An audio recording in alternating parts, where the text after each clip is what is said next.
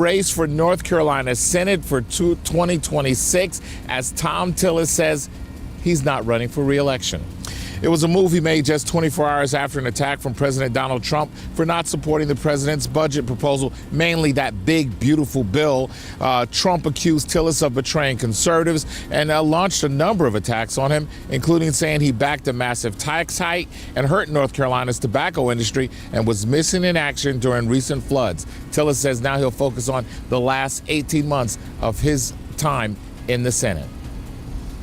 And happening today, Charlotte City Council is expected to hold a special meeting. According to the meeting agenda, it will be a closed session to discuss an internal investigation being conducted by the city attorney's office. Right now, we don't have the exact details of that investigation. The meeting starts at 1 this afternoon. And taking you out on the roads now, let's look outside from I-77 at Woodlawn Road. Traffic moving along nicely there. That also continues on I-77 over towards York County. Right now, we are accident-free across all the major interstates or highways, but do keep in mind we are seeing the normal backups over towards Gastonia. That is I-85 northbound as well as I-77 northbound coming from South Charlotte. Chris? Thanks a lot, Becca. We have a range of 88 to 93 degrees today, or this week, excuse me. And we are looking at just around that 92, 93 degree point as well today. But isolated shower or thunderstorm, the business as usual type of forecast that you pretty much see each and every summer day. Tomorrow's a little bit different, though. We will have a little trough that rolls through. That's going to be a better chance for, I think, a severe thunderstorm. That'll jog into the evening. That's a front that also passes. That brings us down to 88 before we actually should look at a dry 4th of July forecast. So for a good pool day and just being outside in general. And hey, Wednesday, 88 degrees. We see you and we celebrate you. And we salute you, 88 degrees. Yes, we appreciate you. A reminder, the news is not in here. We've got breaking news, weather, and traffic coming your way. That's on WCNC Plus. Join us there.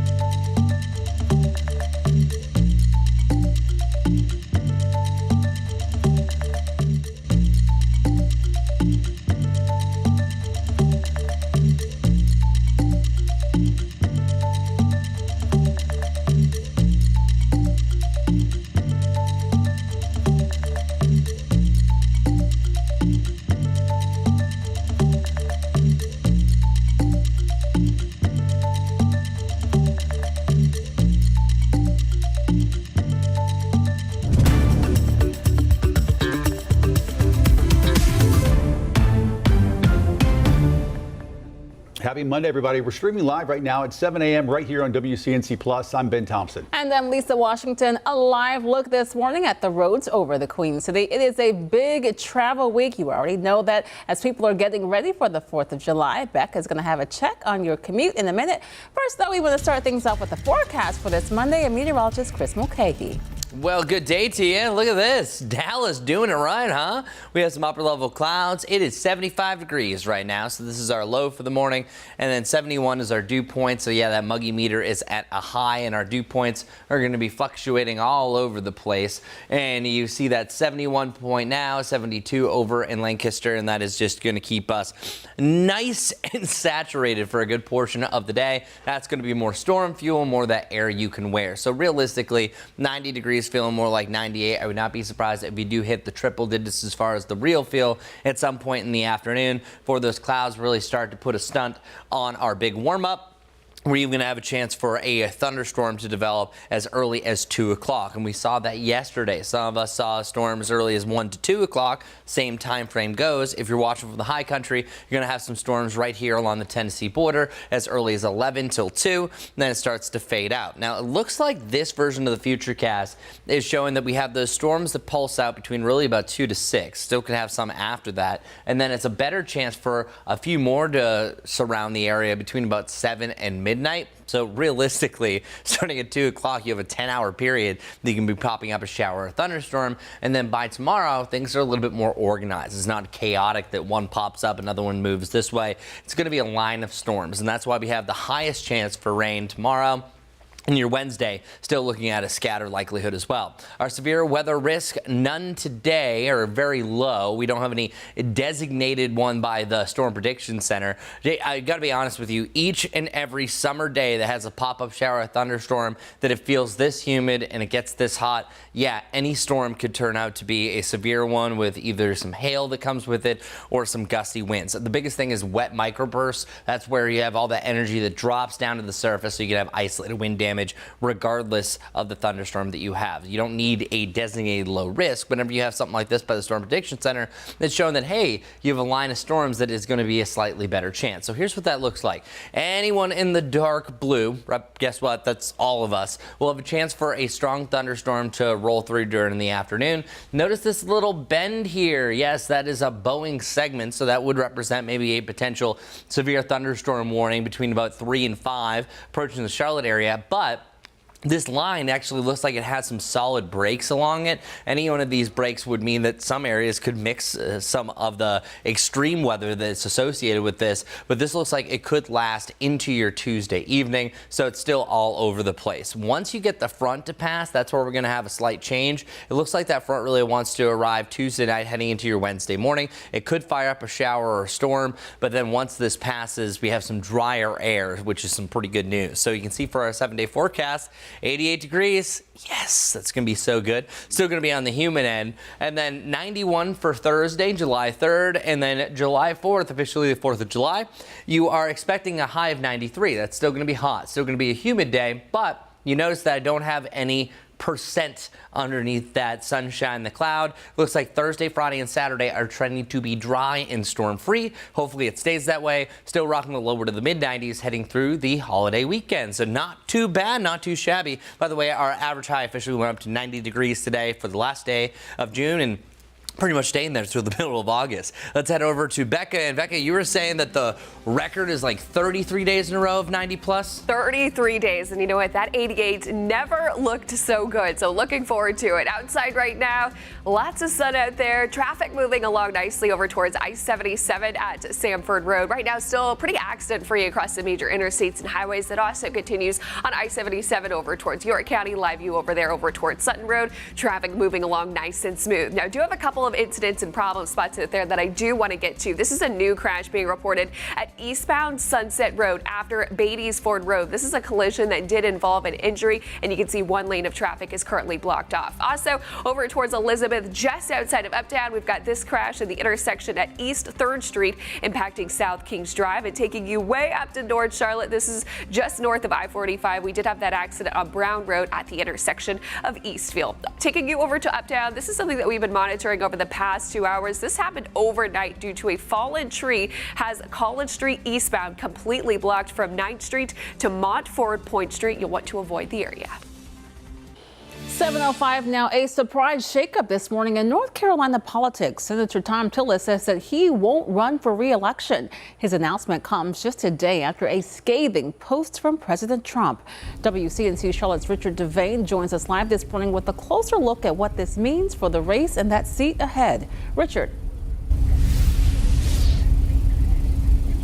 Yeah, good morning to you, Lisa. Good Monday morning, everyone. What it means is that seat for the U.S. Senate seat here in the state of North Carolina is now wide open after Tillis says, despite ramping up what we thought was his campaign to run again for his office, that he's not going to run. It's a major shakeup to the 2026 Senate race in North Carolina. Republican Tom Tillis announced Sunday he will not seek re-election just 24 hours after an attack from President Donald Trump for not supporting the president's budget proposal. On Trump's Truth Social, Trump accused Tillis of betraying conservatives, claiming he backed a massive tax hike and also harmed North Carolina's tobacco industry and was missing in action during those floods. Trump also slammed Tillis for failing to support what he calls the big, beautiful bill. In response, Tillis says the decision was a personal one, but he made it clear he's disillusioned with the direction of today's politics. He defended his bipartisan work, including mental health reform and infrastructure, saying, "I wouldn't have changed, quote, a single one." Senator Tillis also said, quote, "In Washington over the last few years, it's become increasingly evident that leaders who are willing to embrace bipartisanship, compromise, and demonstrate independent thinking are becoming an endangered species." Here's what he said when reporters caught up with him right after he made that announcement. Actually, via text that he probably needed to start looking for a replacement anyway before he posted that. So I appreciate him getting to work. I mean, he's now said great news in response to your announcement.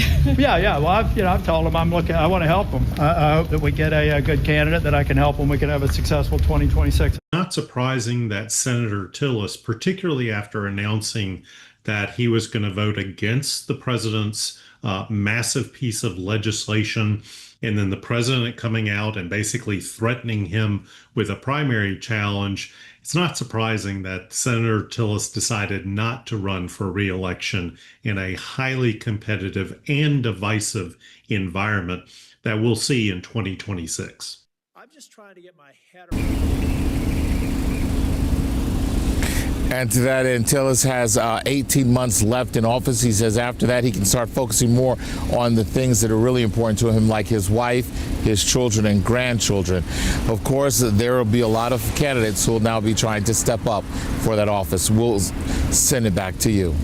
Now, Richard, of course, as you said, this is going to be wide open. Do you know who might be stepping in on the Democratic side? Well, one person has already stepped up. That is former Congressman Wiley Nickel, who now says that he's been holding town hall meetings and everything. He's already declared as a Democrat, hoping to win that party's nomination. Of course, there'll be several other folks which we'll hear about who will probably be seeking the Republican nomination in what is going to be a very interesting campaign for senator from the state of North Carolina. We'll be sure to stay on top of this one. All right, Richard, thanks so much.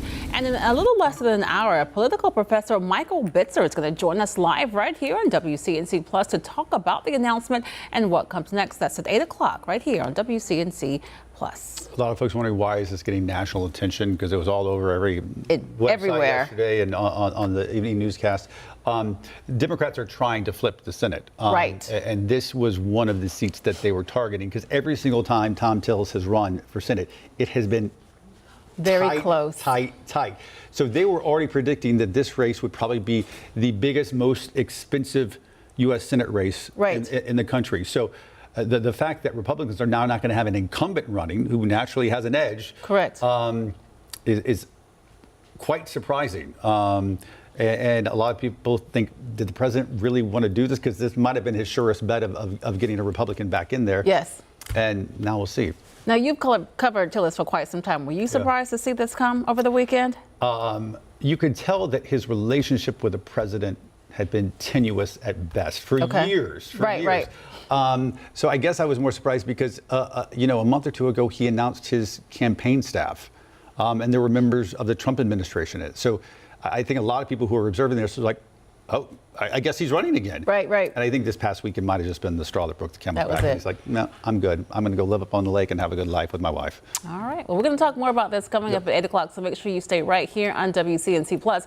Right now, though, we want to get to this. Some live pictures from Detroit. A fire at an industrial building there in Detroit. Apparently, this is on the east side of Detroit. We are working to get more information, but you can just see the incredible flames there. This building, again, this is in Detroit, Michigan. A fire this morning at an industrial plant. When we get more information, of course, we'll pass that along to you. 7:10 right now on WCNC Plus. In Washington, lawmakers working to pass President Trump's big, beautiful bill by this Friday. But in a show of opposition this weekend, Senate Democrats forced the Senate clerks there to read all 940 pages out loud as a way to try to stall the bill. The provisions of sections 674.33G, 682.402D, and 685.214 of Title 34 Code of Federal Regulations related to closed school discharges. How long does it take to read 940 pages?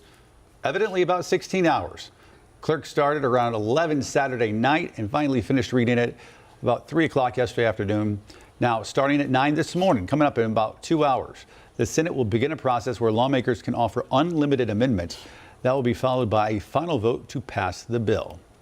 Happening today, jury deliberations are set to begin in the trial of rapper Sean Diddy Combs. Combs is charged with sex trafficking and racketeering conspiracy. He faces up to life in prison if he's convicted. NBC's Liz Krutz has details on the trial so far. Following 7 weeks of dramatic testimony on Monday, the fate of hip-hop mogul Sean Diddy Combs will officially be in the hands of a jury. A group of 8 men and 4 women will begin deliberating in New York federal court to determine whether Combs is guilty of 5 felony charges. 2 counts of transportation to engage in prostitution, 2 counts of sex trafficking, and 1 count of racketeering. The Grammy Award winner has pled not guilty, his defense team making their closing arguments Friday, telling the jury the claims against Combs are badly exaggerated and part of his swingers lifestyle. He may have done bad things, the defense argued, but he didn't do these federal crimes.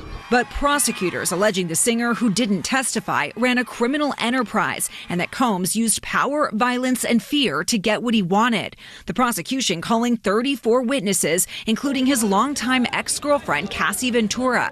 Prosecutors playing jurors this 2016 security video showing Combs beating Ventura at a Los Angeles hotel, saying Combs physically abused and sex trafficked her and another woman, forcing them to participate in sexual encounters Combs called freak-offs. But Combs' lawyer telling the jury there's no evidence to support those claims and that if he was charged with domestic violence, he would have pled guilty. On Monday, the judge will give jurors instructions before deliberating behind closed doors. They need to reach a unanimous agreement on each count, with Combs facing the possibility of 15 years to life in prison if convicted. Liz Kreutz, NBC News. 7:13 now. An investigation is underway this morning after 2 firefighters were shot and killed while responding to a brush fire in Idaho. It happened in Coeur d'Alene near the Washington state line. According to investigators, the suspect allegedly set a brush fire to lure in the crews and then shot at them from a nearby trail. That suspect was later found dead with a gun nearby. Authorities say it's obvious they were ambushed.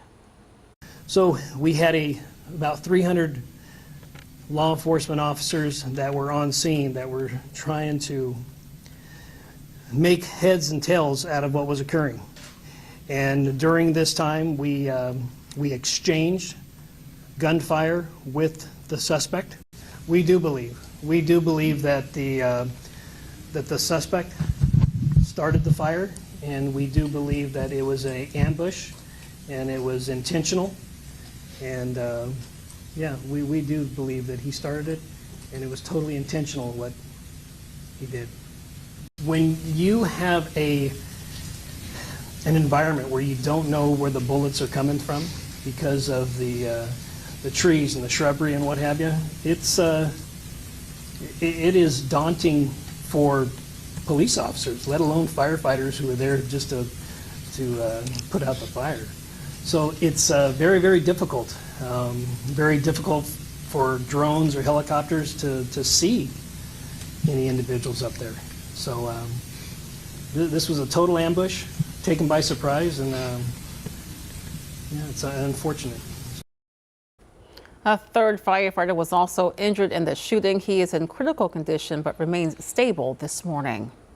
Turning now to severe weather impacting millions across the country, especially up in the Dakotas, where several tornadoes hit over the weekend. These are videos of at least 2 twisters near Bismarck. 15 reported tornadoes touched down in the Dakotas and Minnesota on Saturday alone. Forecasters also reported hail the size of baseballs. And take a look at these twisters in South Dakota. At least 2 homes damaged, including one with a man inside. We're told he was injured but will be okay. His dog's still missing this morning. Storms also brought flash flooding and large hail. Let's go ahead and bring Chris Mulcahy in right now. Chris, wow, hearts go out to those folks in the upper plains. Yeah, and the Dakotas have been slammed over the last week as well. They had a big derecho that moved past. That's just a long range wind event that pretty much went across the entirety of North Dakota. And it's all because of this front. And this front is actually going to be in our forecast heading into your Tuesday night into Wednesday. There's still a lot of uncertainty exactly what's going to do along the front. However, I think things are a little bit in our favor that we're not going to see a big time severe weather breakout compared to what they just saw and they're actively seeing right now in Nebraska and over into Kansas, where I've seen on and off tornado warnings, severe thunderstorm warnings, and now also insult to injury of some of that rain is producing either flood warnings or flash flood warnings, just depending where you are. Here's that front that I was just pointing out. It will be here spiking into our area by about Wednesday morning. That storm chance, as I mentioned, I think it's going to be highest before it arrives. That's on Tuesday. I showed you the future forecast on that not too long ago. We'll revisit it. But what I think is really interesting about this front is that technically it's not going to go away. What's actually going to happen is it potentially is going to turn into a future tropical system, because on its tail is this little low pressure, and that is going to work its way back into the Gulf. And then once you get to about your 4th of July weekend, this potentially could regenerate into our 3rd tropical system of the year. So let's get right to it. So far we've had 2 named storms. Well, from days 2 to 7, we now have a 20% chance of development right in this area. And this is something that we have to watch as well. It's not even something that is on the map yet. That front, literally, I just pointed out, is across Kansas and Nebraska. So that's how far out it is. Just shows that things are potentially going to work this way. And since we've already kind of overcame the odds for Barry, wouldn't be surprised if we're talking about this being our next C name or Chantal. So Andrea lasted only a half a day. Barry didn't even make it to a day as well. It technically only had its name for 3/4 of a day, so only 18 hours. So unbelievable how short-lived these 2 storms have been. Both were on the bottom tier as far as tropical storms go. And then here it is, the remnants of Barry. This is all that's left. Now it has now moved inland over here in Mexico. Winds at just 30 miles per hour, still gusting at about 40 miles per hour. So Barry did not really leave a big mark. Neither did Andrea. Andrea was just a fish storm in the middle of the Atlantic. Our futurecast rainfall, I want to focus in on this because I didn't really mention this over the last 10-15 minutes. We have a chance for some flash flooding here as well, because any thunderstorm that we see could be fairly slow moving. And then tomorrow as well, when the storms move back in, this is over the next 48 hours, that's where you could potentially prime the soils. You already see a decent amount of rain depending where you are on and off of the last few days. So just letting you know, over the next 2 to 2.5 days, some areas could have 2 to 3 inches of rain. Meanwhile, others seeing barely anything at all. So this is the nature of those isolated showers and thunderstorms, and our best chances for rain and thunderstorms in general are over the next 3 days. Once you get that front to pass, we don't necessarily cool down any, nor do we really dry out too much. We just kind of go from muggy to humid, and then we have 90 go to 88 before we're right back to 91 to 93. But letting you know, at least those widespread storm chances are going to take a break. As of right now, I have a 10% or less chance for a rain or storm on your Thursday, July 3rd. July 4th and July 5th. It's not until Sunday that we return to that usual pop-up isolated storm chance, and that's also the continual trend heading into next week. So a nice little change, and we've been joking, but we're also serious. We're rejoicing to see those double 8s on there. Good old high of the upper 80s for one day out of the next 7. Becca, what's going on this morning?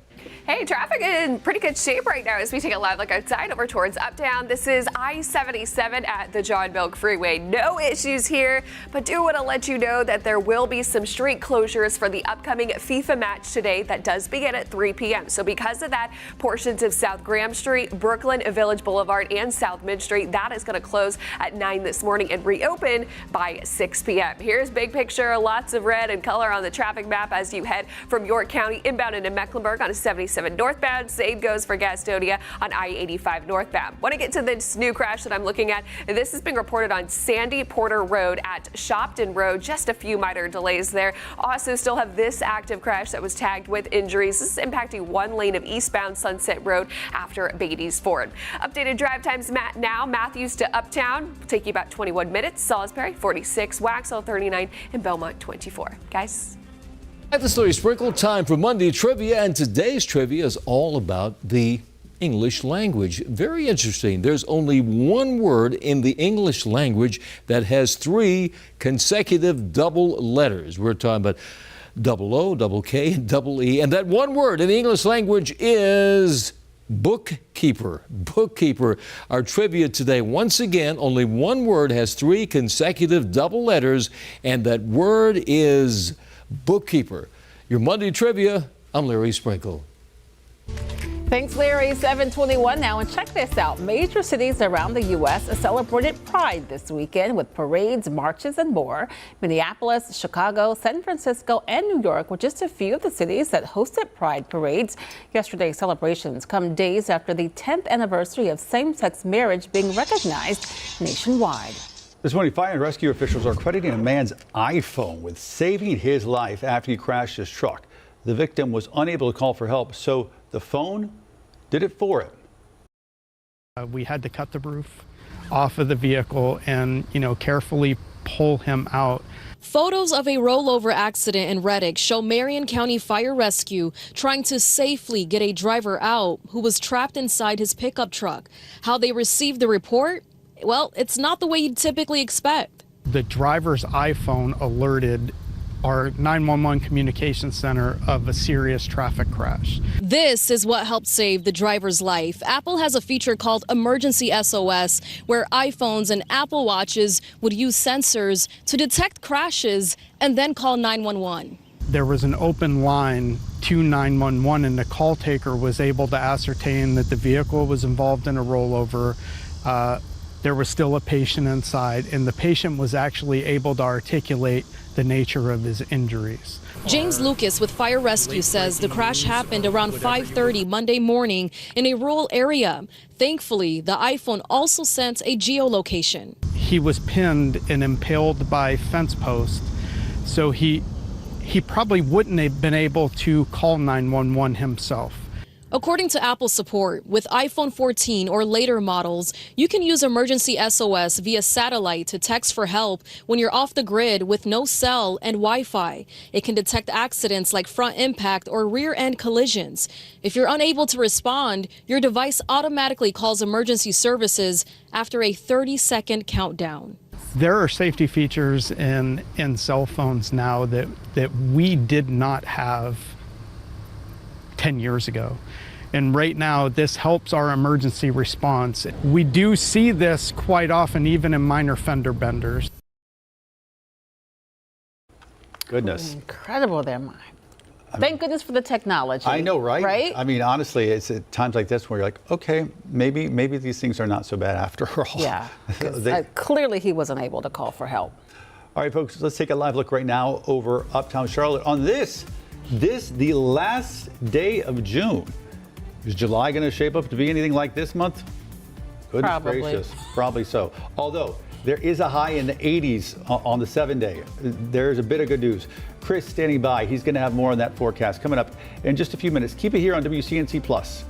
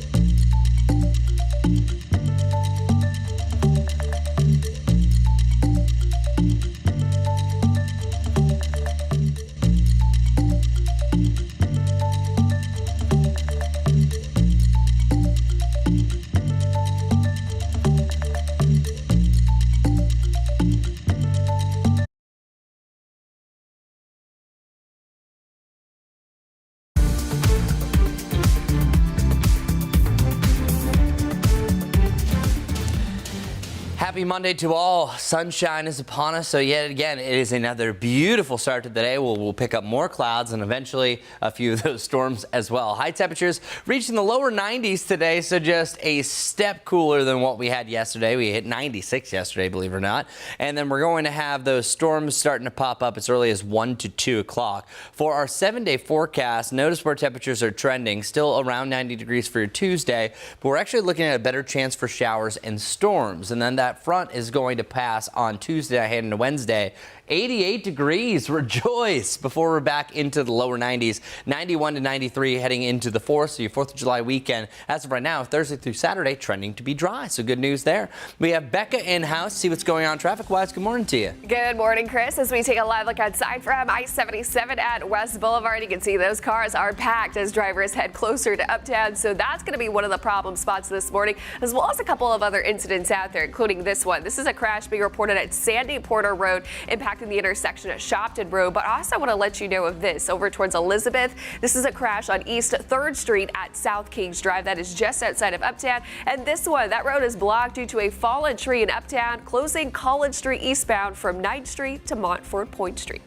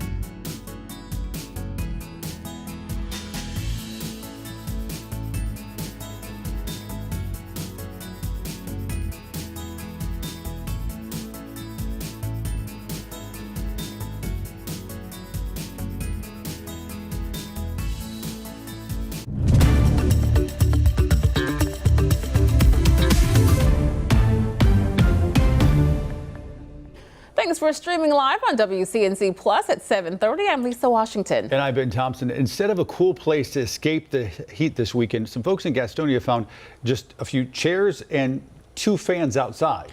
City leaders say that's not what they had in mind. WCNC Charlotte's Anna King spoke to officials about what went wrong.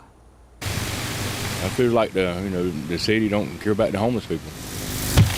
Scorching temperatures and those most vulnerable left with little to no relief. They could come out, sit outside, 100-degree weather, it can rain, we can get wet, and it's hard on us. Gastonia city officials are now under fire after word of a makeshift cooling site caught wind. Calling out every center council member that thought this was acceptable. If y'all thought this was acceptable, shame on you, because it's not. The setup sits outside the Salvation Army building, which had previously served as a cooling center. But today, just a few chairs and 2 fans, blowing what the homeless say is hot air. If this is planning, whoever the planner is, need to be fired. Councilwoman Littlejohn was the first to sound the alarm, and tonight she says better planning should have been in place. We knew in the winter that summer was coming, okay? So proper planning should be in place. The decision that was made that this was acceptable, let me tell you this, it's disgusting, it's disrespectful. The mayor says after recently ensuring the Salvation Army building was up to code, they hope to have the building ready for use Monday morning. In Gastonia, Anna King, WCNC Charlotte. All right, turning to your forecast right now with Chris. And Chris, we're going to see a little bit of, I'll put relief in quotes because, I mean, it's still going to be hot, but. Yeah, it's 88. That's what we're looking forward to. So 88 will still feel less than 95, and then we'll be 90 degrees for tomorrow. So yeah, we're happy about that, but realistically, you're still gonna have a chance to feel like 100 degrees plus because it is so muggy. And then we actually have a nice little downturn for our temperatures just in time for 4th of July, but still feeling like the lower 90s. And today's highs, I have a high of 92 right around Charlotte. 95 to 98 is the real feel as we embark into the afternoon. Now, I think there's a chance that these touch 100 degrees before they start to level out around the upper 90s, and then our rain chances really start to pop up as early as about 1 to 2. So 1 to 2, we're seeing some isolated storms.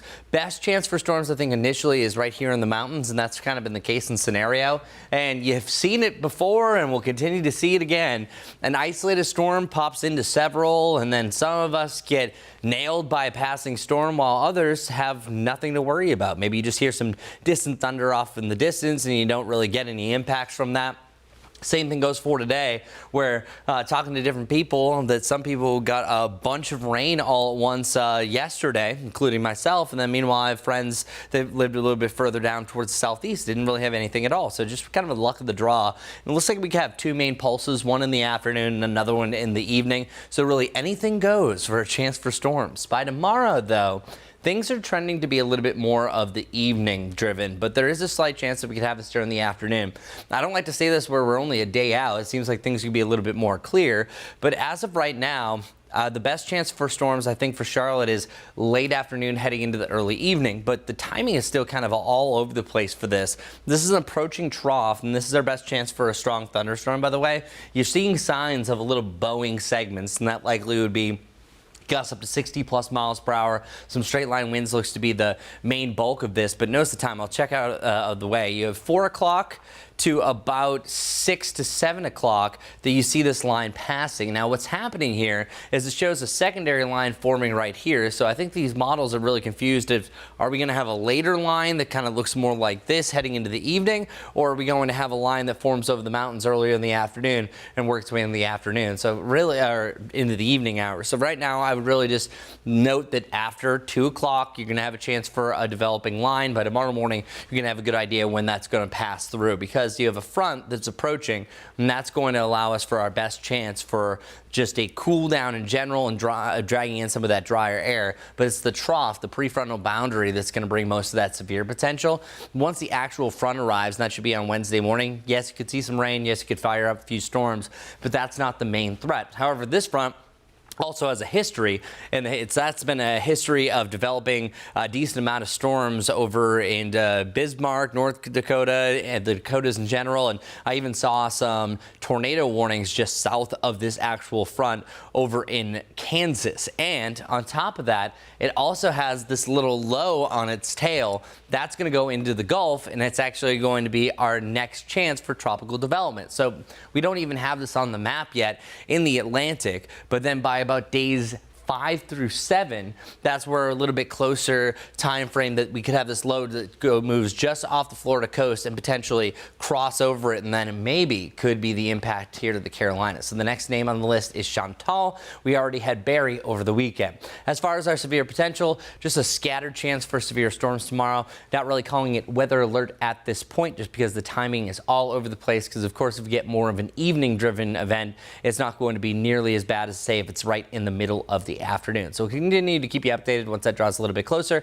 Regardless, our 7-day forecast is showing a nice trend that we can see those temperatures jumping up into the 88 to 93 degree time frame as we head into the first week of July. I'll show you more from our 7-day forecast coming up. But first, we're going to head over to traffic with Becca. Good morning to you. Good morning, Chris. It's definitely packed as I take a live look outside over towards I-77 at Gold Hill Road, over towards York County, especially those northbound lanes as drivers head inbound and back Mecklenburg County are especially slow, but a much better view as we take a look over towards North Charlotte. This is I-77 at Sunset Road. A lot less traffic up towards North Charlotte. That being said, though, got lots of color on the traffic map, so want to take you to some of the problems that are causing the most issues. Do want to give you actually a traffic update on that water main break that closed portions of Beatty's Ford Road yesterday. So this is the update that we just got from Charlotte Water. So the pipe was repaired and water service was restored at 1 a.m. this morning. However, one lane is open in each direction until later this morning when the final restoration will be completed. This is going to be between Beatty's Ford Road, between LaSalle and Russell Avenue. So do keep that in mind if you're venturing out there. Also do want to let you know of this new accident just popped up. This is on Fortis Lane at Old Creek Triangle. Guys. All right, Becca, thanks so much. Well, Charlotte Douglas is playing catch up this morning after a rough weekend filled with delays and cancellations. And we just checked. As of right now, the airport has 4 cancellations and 37 delays. Now, that's a big improvement from yesterday when more than 600 flights were delayed and 80 were canceled. Officials blamed a combination of technical issues and severe weather. The domino effect, though, that's what caused those long lines, crowded gates, and frustrated passengers. At least over 1,000 people in the airport just sleeping on the floors and everything like that. In almost every single terminal I walked through, there were hundreds of people waiting for Ubers and Lyfts that weren't coming or that wouldn't take them because of the vouchers. So it was really disheartening. Like, everybody's tired, everybody's exhausted. As we prepare for a busy travel weekend, remember to plan ahead. Make sure you check your flight status before you head to the airport and make sure that you have your ID. Well, if you drive or you use rideshare apps, there are some major changes coming tomorrow when some new laws go into effect. One could raise how much you spend on a ride, and the other is going to make it a lot easier to carry your ID. WCNC Charlotte's Destiny Richards now live this morning to explain what is changing and what it means for your wallet. Destiny? Yeah, these changes could definitely impact a lot of people starting tomorrow. Whether you book a ride to work or maybe you're traveling this holiday week, heads up that a new state tax is going into effect for services like Uber and Lyft. And then also North Carolina is starting to implement digital IDs. So that's another big thing. We'll start with the new transportation commerce tax. It will be added to rideshare and taxi fares in North Carolina. The tax appears on receipts just like a sales tax, and the rate depends on your ride. 1.5% for exclusive rides like a solo Uber or taxi, and 1% for shared rides where the service matches you with another passenger. If you control who's in the car with you, that's going to be treated as an exclusive ride service. The shared ride service, which is at the 1% rate, is if the taxi company or the transportation network company is putting you in the car with somebody else. Also starting tomorrow, mobile driver's licenses will be legally recognized in North Carolina. These digital IDs will eventually let you carry proof of ID right on your phone, just like a physical one. But according to legislation, implementation details are still to come. It's also up to the DMV to work on developing this system and making sure it meets national standards. So if you happen to take a ride share this upcoming week, don't be surprised if you see that extra line on your bill. Again, just like a sales tax. And then also those mobile IDs are on the way, but still a couple of details still to come as for how to sign up for one. Ben, Lisa. And Destiny, do we have any idea what is that ride share tax? What is that money going to actually be used for? Yeah, so it is called a transportation commerce tax. So this is to raise funds for the state's highway fund, and this supports road and bridge maintenance across the state. Also important to note that this is going to have a minimal impact for folks that actually drive Lyft or Uber or rideshare services. All of the collection of the taxes and the remitting is in the hands of those companies. So unless you actually own a rideshare service or own a taxi company, it will not affect you. But definitely something that will impact basically anyone who uses rideshare, which is a lot of people. A lot of folks. All right, Destiny Richards reporting live for us in Charlotte. Destiny, thanks. 7:41 now. Live pictures this morning from the U.S. Capitol, where lawmakers are hoping to pass President Trump's big, beautiful bill as early as Friday. But as NBC's Alice Barr explains, this big bill is coming with big pushback this morning.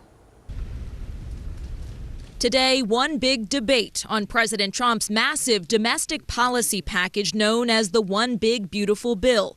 This morning, senators starting a vote-a-rama when they can offer unlimited amendments to change the bill before a vote on final passage. Democrats making their objections clear late into the night. This legislation is the most significant attack on the health care needs of the American people in our country's history.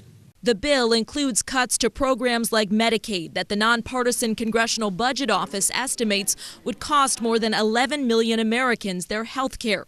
Republicans argue changes like new work requirements will make the program stronger in the long run. We want them to be safety nets, not hammocks that people stay in, but getting people on their feet. Republican Senator Thom Tillis opposes the Medicaid cuts and on Saturday voted against a key procedural vote, though the bill still advanced 51-49.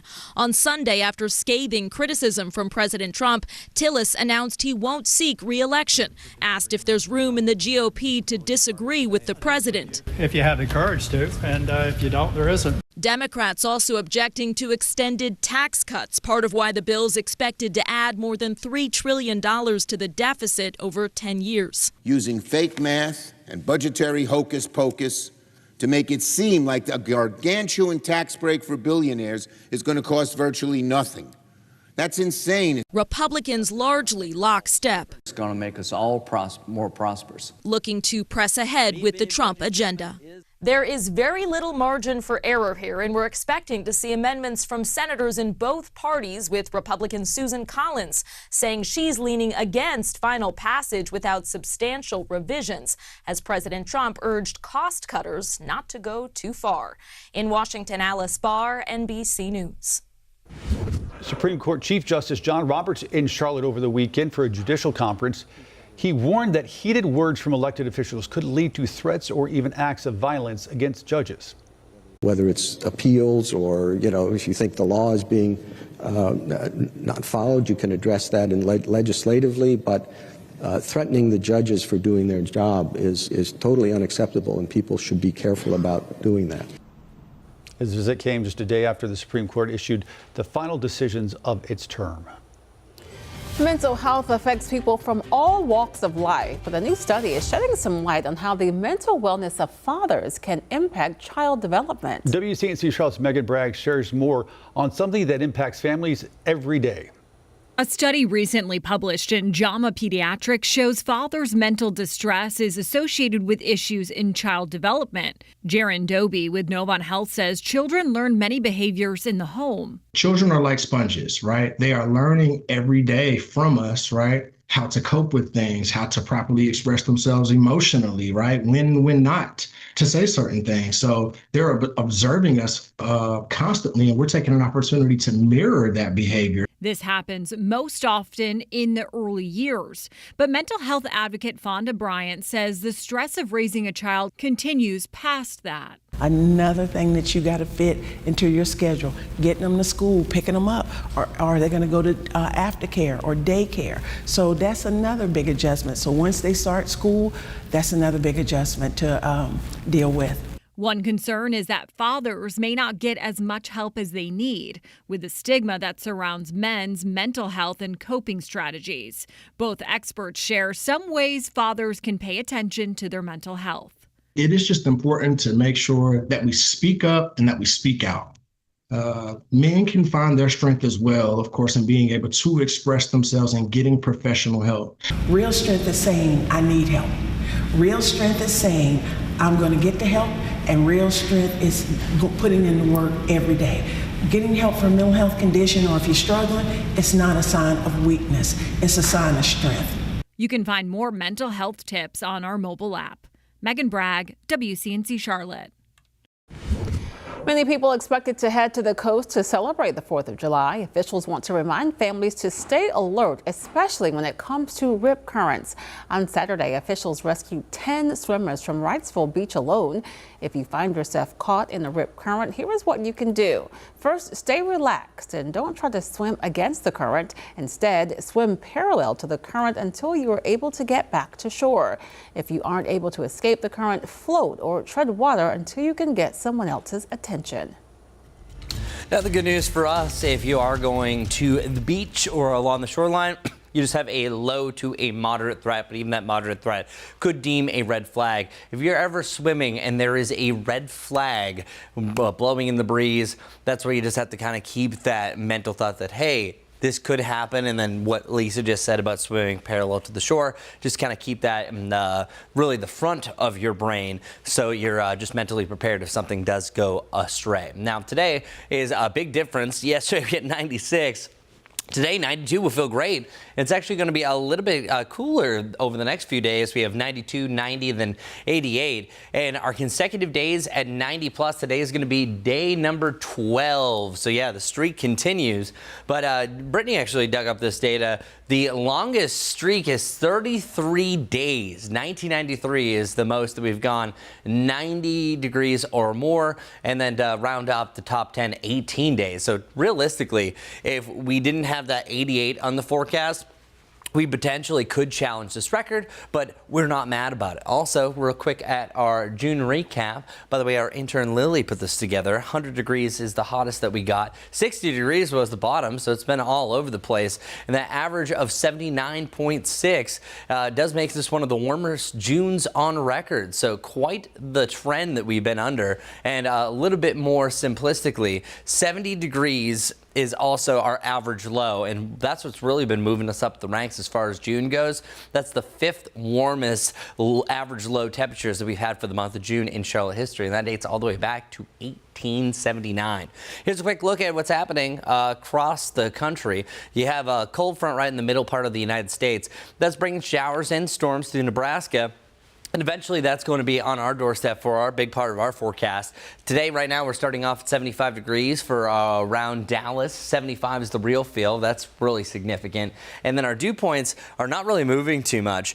We were at 69 for a peak really yesterday afternoon. Today we have 71 that I think you're going to have for the afternoon to 72. That's still going to keep things muggy around most of the day. Oftentimes these will drop and mix out a little bit more for the afternoon.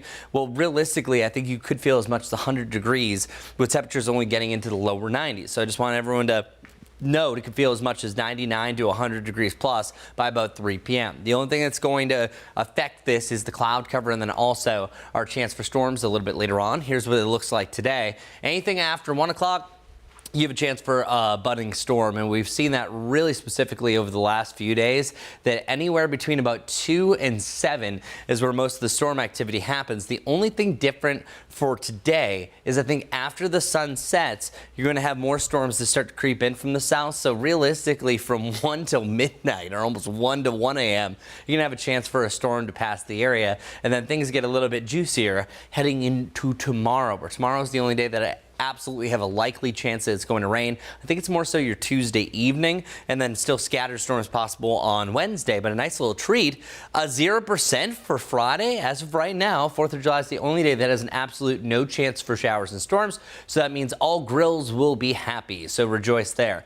As for tomorrow, there's still a lot of question about exactly what this is going to do. We're not getting a lot of agreement here, but one of two scenarios is going to come true. Number one, we see this a little bit earlier on, really anytime between about 3 to 7 across the Charlotte area, and then we're done, but we do have a chance for severe storms. Or scenario two happens more late afternoon. This is more of an evening event where this line will form a little bit closer to sunset. So it's something that we're still keeping an eye on. We're watching. Just want you to be weather aware for your Tuesday afternoon, Tuesday evening with a chance for those passing storms. Here's your 7-day, 88. Oh, so nice to see that. We're barely hitting 90 degrees by tomorrow, and then 91 to 93 through 4th of July, heading into the holiday weekend. So, Becca, it's been hot, but at least now it's just kind of the normal hot.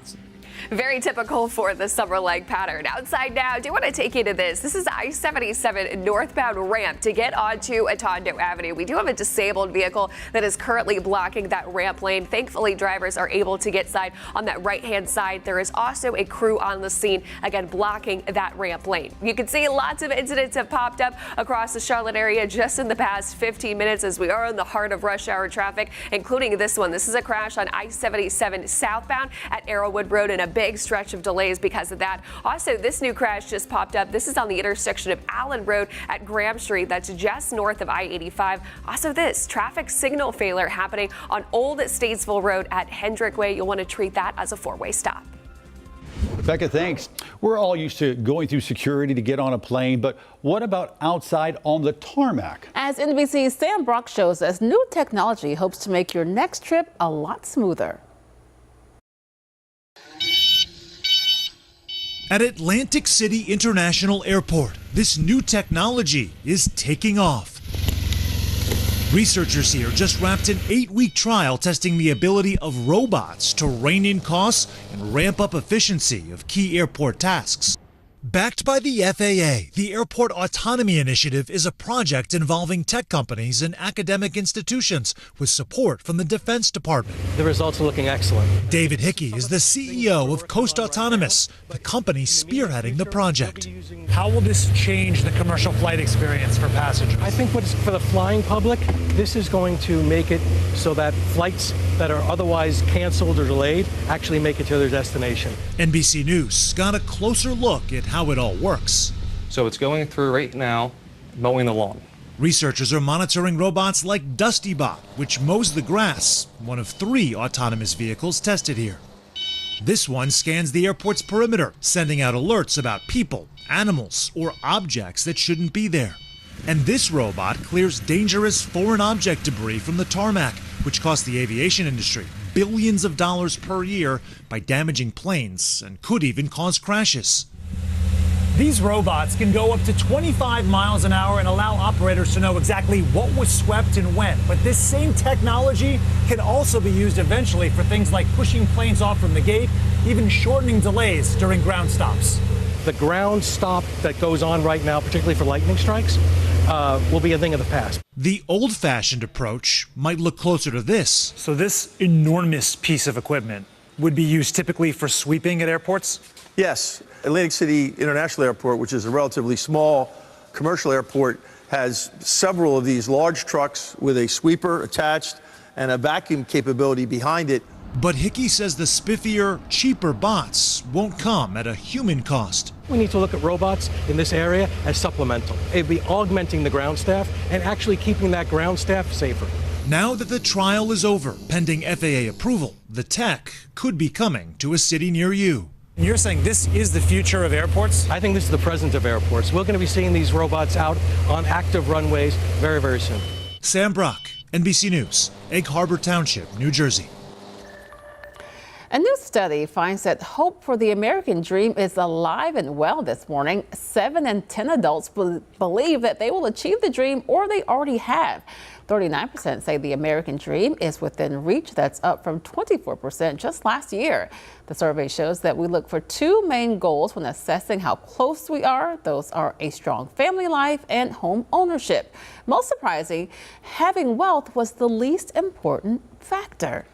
I feel like, unfortunately, so often in the news lately, we talk about how expensive everything is, how people can't afford houses. True. Yes. So I'm glad, as per usual, American people tend to be optimistic. And yeah. I'm glad it seems like we still are. I like that we're optimistic that our minds are in the right place because family is incredibly important. It's everything. And it's nice if you can have a house, but we know they are very expensive these days.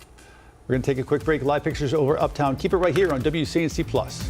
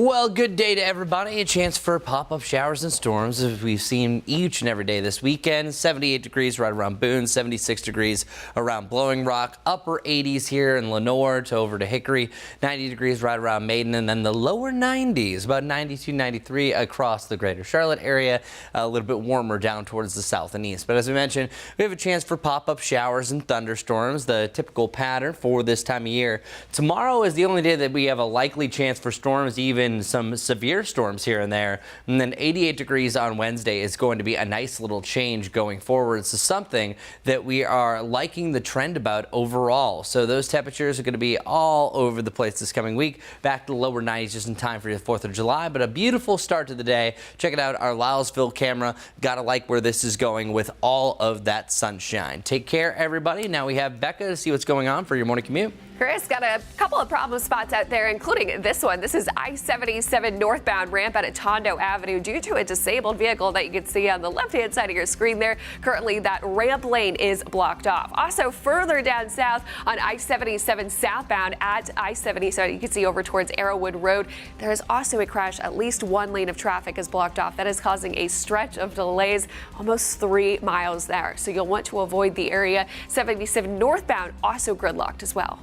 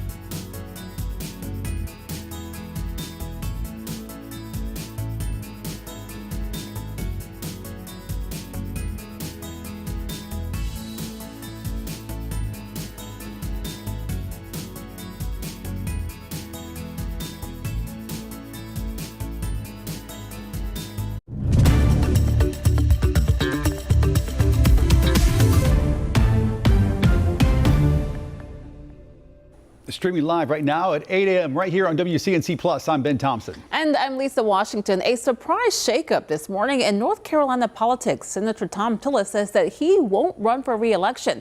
His announcement comes just a day after a scathing post from President Trump. WCNC Charlotte's Richard Devane joins us now with a closer look at what this means for the race ahead. Richard. Yeah, Ben, good morning to you. Good morning, Lisa. Good morning, Monday morning to all the folks out there watching us on the Plus. Basically, this announcement will reverberate, as you said just recently, Ben, around the country because of the implications that now Senator Thom Tillis has announced that he is not seeking re-election. Now, the senator made this announcement just 24 hours after an attack from President Donald Trump for not supporting President Trump's budget proposal. On Truth Social, Trump accused Tillis of betraying conservatives, claiming he backed a massive tax hike, harmed North Carolina's tobacco industry, and also was missing in action during the recent floods. Trump also slammed Tillis for failing to support his so-called big, beautiful bill. In response, Tillis says the decision was personal, but he's made it clear that he's upset with the direction of today's politics. He defended his bipartisan work, including mental health reform and infrastructure, saying, quote, "I wouldn't have changed a single one." The senator also added that in Washington, quoting, "Over the last few years, it has become increasingly evident that leaders who are willing to embrace bipartisanship, compromise, and demonstrate independent thinking are becoming an endangered species." We caught up with Senator Tillis a little bit after this announcement, I should say, reporters did. Here's what he had to say, and also what the future holds as far as candidates to replace him. Actually, via text that he probably needed to start looking for a replacement anyway before he posted that. So I appreciate him getting to work. I mean, he's now said great news in response to your announcement. Yeah. Well, I've told him I want to help him. I hope that we get a good candidate that I can help him. We can have a successful 2026. Not surprising that Senator Tillis, particularly after announcing that he was going to vote against the president's massive piece of legislation, and then the president coming out and basically threatening him with a primary challenge, it's not surprising that Senator Tillis decided not to run for re-election in a highly competitive and divisive environment that we'll see in 2026. I'm just trying to get... Yeah, and also Tillis, part of the reason that he said he wasn't supporting that parts of the bill that he is upset with, mainly what it would do to folks here in the Tar Heel state. He was joined by Senator Rand Paul in Kentucky, who pretty much said the same thing. Tillis has 18 months, of course, as you know, before he leaves office. Guys? He said he didn't like the cuts to Medicare and Medicaid in that bill. Question for you, Richard. We mentioned this shakeup is really just going to open this race. Do you know who is already stepping up on the Democratic side? Yeah, so far one person is already declared for that race. We don't know if more will join, but Wiley Nickel, a former congressman, has also said that he is ready for any challenges. He wants to win that seat. He's touted how some of his policies, and he's held forums trying to get his name out there even more now because of this. But we don't know how many more Democrats will join the fray, and we know that there will be a list of Republicans that we should be hearing within the next couple hours to days, if you will. You will be following this one closely. All right, Richard Gervain, thanks so much for that. Well, Tillis's decision to not seek re-election is sending shockwaves through North Carolina politics. To help us break down what this means for the Senate race and the future of the GOP here in the state of North Carolina, Catawba College politics professor Michael Bitzer. Professor, thanks for coming on. We appreciate it as always. My pleasure. So let's get this straight. Senator Tillis voted for all of Trump's cabinet nominees. He already announced his campaign staffs for his 2026 campaign run, which included a number of Trump aides. Mm-hmm. It seemed that these two had come to some sort of truce. What changed over the weekend? I think it was the realization of the impact of the big, beautiful bill on North Carolina. You know, we used to talk about as political scientists that elected officials, particularly those in D.C., would think about how is this going to impact my constituents back home? What do my constituents feel about this particular bill? Should I support it to help them, or will it hurt them and I'm going to be opposed to it? I think what we have seen over the past many years now is a nationalization, particularly within the Republican Party, of not follow your constituents, but follow your leader. The president, the party comes first, constituents second. And honestly, I think Tillis looked at it, and when he made the announcement that he was breaking not just to advance debate and discussion on the bill, but to ultimately vote against final passage of the big, beautiful bill, that sent a real clear signal to the president, who then sent out the tweet about primary the senator, and maybe that's when Tillis said enough is enough.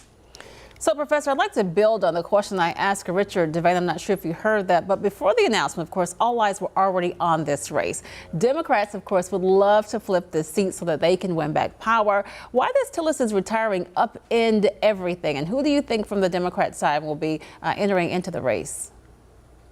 Yeah, what we know is any party wants to go into particularly a midterm election with an incumbent in office, somebody that can go back to the constituents, go back to the voters and say, here's what I have done for you, rally the base, rally the power of their office. This open seat election now truly makes North Carolina's U.S. Senate seat in 2026 a pure toss-up.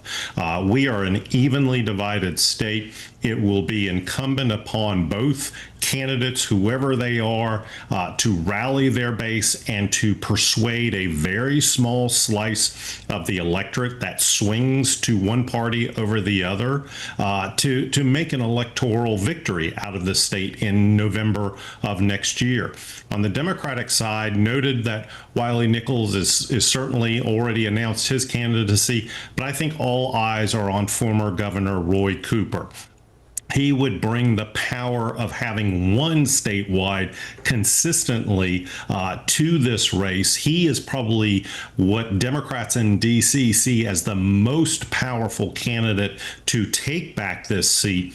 Remember that in midterms, the president's party usually loses seats in Congress. So this is a real opportunity for Democrats to start inching their way back into majority status. They have to have North Carolina. They have to have a state like Maine. There are other states that are going to potentially be in play as well. But right now, Roy Cooper is seen as probably the lead Democratic candidate. If not him, if he chooses to pass, there's word on the street about someone like Jeff Jackson, the newly elected Attorney General of North Carolina. Maybe he will throw his hat into the ring. Maybe somebody like Deborah Ross might take a second stab at running for the U.S. Senate, as she did in the past. So we'll have to kind of wait and see how this fallout plays on the Democratic side, but particularly on the Republican side. Given what you just said, that an incumbent always has an advantage, yes, just in general, are there some Republicans waking up this morning trying to enjoy their Monday cup of coffee, scratching their head thinking, what in the world did we just do? Tom Tillis was not perfect by any means, but he was a conservative, had a conservative voting record. Why did we just do this to ourselves? I think for a lot of strategists, they're probably particularly on his campaign, on Tillis's campaign, they're asking those very questions the minute that press release got sent out yesterday. You know, for Republicans, there is very much a divide within the Republican Party. And I think Tom Tillis exemplifies one of the factions of that divide, certainly somebody who is much more a Chamber of Commerce kind of style of Republican, but was conservative and would fall in line behind what the president wanted. Remember, he was a key vote on the Hegseth nomination for Secretary of Defense. He ultimately ended up voting for Pete Hegseth's confirmation. You know, but certainly this kind of dynamic within a party that also has somebody like a Mark Robinson that led and was ultimately doomed last fall represents a real clear MAGA Republicanism versus a kind of traditional conservatism within the Republican Party. Right now, by my calculations and research, MAGA Republicanism dominates within the party's primary electorate. Typically 2/3 of the voters will go whoever Donald Trump endorses. And so that kind of dynamic with the president wanting his head on a silver platter maybe made that decision even easier for Senator Tillis. And to that point, I mean, you know, just in the last 24 hours, there's been a parlor game, and I think every GOP member of Congress has thrown themselves into the ring or had an aide do it. But I mean, honestly speaking, when we get down to the primary, do you think this is going to be just basically whoever Donald Trump wants? I think that is one of three scenarios. I think the first scenario is certainly if Laura Trump wants to come back to the state, this nomination is hers. There is no doubt in my mind that she would immediately clear the field on the Republican side. If she chooses not to and to stay where she is, I think the second dynamic at play is who does Trump ultimately endorse? Remember, his endorsement carries gold weight with Republican primary voters. If he chooses not to endorse, and if Laura decides not to get in, then it is literally a free-for-all. And there's where I see the competitive axes and hatchets come out. Every Republican is going to see this seat as a real opportunity to politically advance their career, and everybody from across the state who's a Republican member of Congress will probably take seriously this opportunity, as well as others.